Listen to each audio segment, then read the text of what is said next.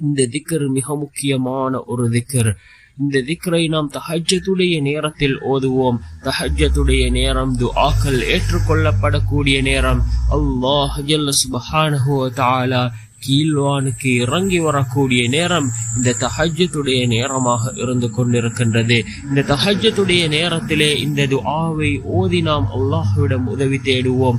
நம்முடைய அனைத்து பண தேவைகளையும் அல்லாஹ் பூர்த்தி செய்து தருவான். நம்மை செல்வ செழிப்பாக அல்லாஹ் வாழ வைப்பான். பிறரிடம் கையேந்த கூடிய அந்த நிலையை விட்டும் அல்லாஹ் நம்மை பாதுகாப்பான். என்ன துஆ என்றால் மிகச் சிறந்த துஆ.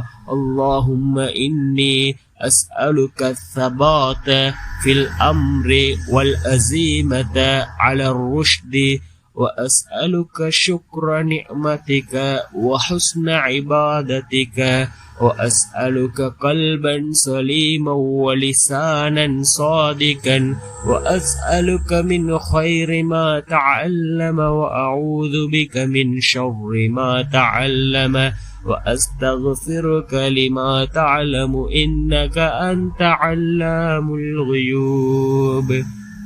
மீண்டும் ஒரு முறை இந்த திக்ரை ஓதுகின்றேன்.